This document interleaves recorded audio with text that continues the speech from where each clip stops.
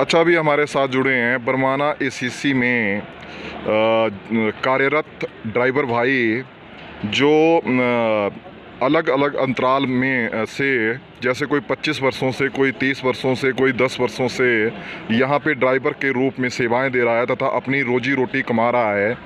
ये अपने जैसे ही अडानी ग्रुप ने 9 दिनों से फैक्ट्री बंद कर दी है, तो पूरे ड्राइवर उसी दिन से यहाँ पे अपना जो सरकार और इसके अडानी ग्रुप के प्रति सरकार से ये न्याय की गुहार लगा रहे हैं और अडानी ग्रुप के प्रति ये अपना रोष व्यक्त कर रहे हैं सड़कों पे उतर के। तो हम इनसे पूछेंगे कि आज तक अलग अलग कंपनियों ने यहाँ पे अपना काम किया और आपने ड्राइवर के रूप में काम किया, तो आज ये जो अडानी ग्रुप आया, तो आप कितना डिफरेंस देख रहे हैं? तो हमारे साथ जुड़े हैं सबसे पहले संतराम संधू जी। संधू जी बताएं, श्यामलाल संधू जी, श्यामलाल जी बताएं, अडानी के आते ही कितनी यहाँ पे हरकत देखने को मिल रही है और ये नकारात्मक हरकत है? जी, सबसे पहले तो मैं धन्यवाद करना चाहूँगा पत्रकार साहब जी का, जिन्होंने हमारी इस आवाज़ को बुलंद करने के लिए ये हमारा जो है यहाँ पे मेरे को रोका और पूछा हमसे कि क्या वजह है ये है कि आप भी यहाँ आए हैं।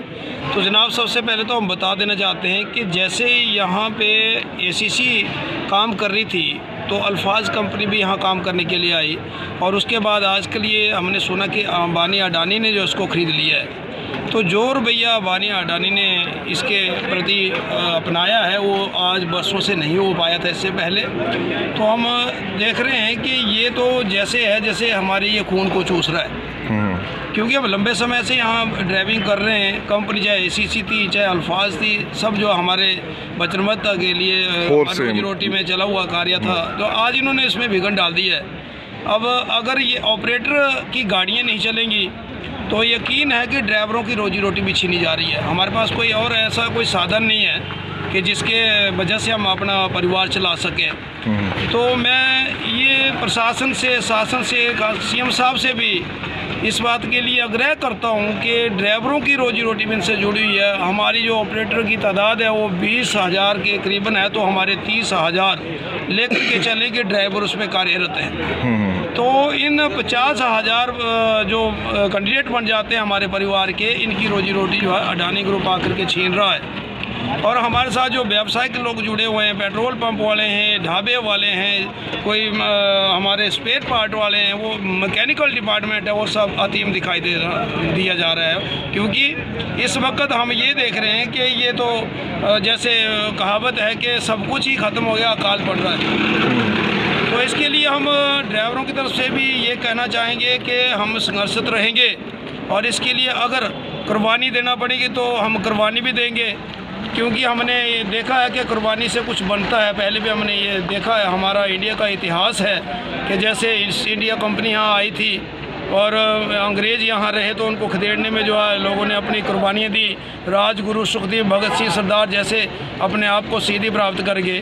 तो हम पीछे नहीं रहेंगे, क्योंकि यहाँ से हमारी रोजी रोटी जुड़ी है और इसको बहाल करने के लिए हम जहाँ तक भी, किसी भी हद तक जाने के लिए जो हम चले जाएंगे, तो हम डीसी साहब से भी आग्रह करते हैं, प्रशासन से, हमारे अपने सीएम साहब से भी आग्रह करते हैं और पीएम साहब से भी कि हमारी इस रोजी रोटी को बहाल किया जाए, क्योंकि हमें बेमौत ना मारा जाए।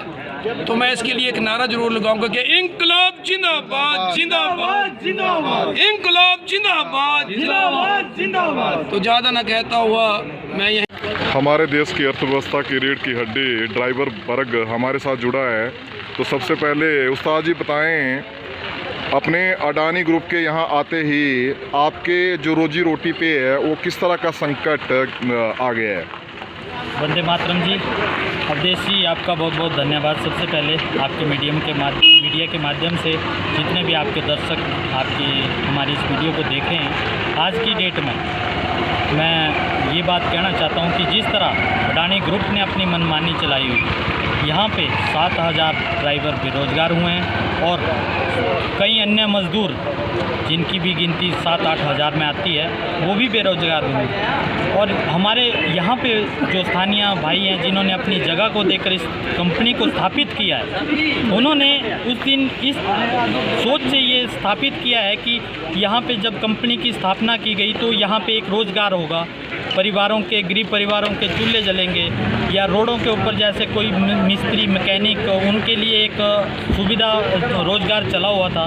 तो आज की डेट में मैं ये कहना चाहता हूँ कि इस तरह का एक गलत निर्णय लिया गया है अडानी ग्रुप के द्वारा, जो इनकी मनमानी चली हुई है। यानी कि हमारे हिंदुस्तान में यही एक प्रथा होती थी कि हम अपने लिए तो रोज़गार पैदा करते हैं, परंतु किसी और के घर को भी अगर रोज़गार देने की क्षमता रखते हैं तो हमारे देश में हिंदुस्तान की यही एक सभ्यता है कि हमें उस भाई को परिवार को भी एक रोज़गार देने की क्षमता रखते हैं। परंतु आज 15,000 लोगों के रोज़गार को छीन के जो अडानी ग्रुप ने ये अपनी मनमानी का जो रवैया चलाया हुआ है, इसके लिए हम कड़ा विरोध करते हैं। और आज जिन गरीब परिवारों के जो हमारे चालक भाई हैं, जो देश की रीढ़ की हड्डी है, उसको एक बड़ा कमज़ोर लाने के लिए इन्होंने जो मुहिम छेड़ी हुई है, तो हम ये कहना चाहते हैं कि अगर इसके ऊपर समय से निर्णय नहीं लिया गया तो हमारी जो और भी संस्थाएं हैं, जो ड्राइवर संगठन है, वो सब मिल के पूरे देश में एक दिन चक्का जाम करेंगे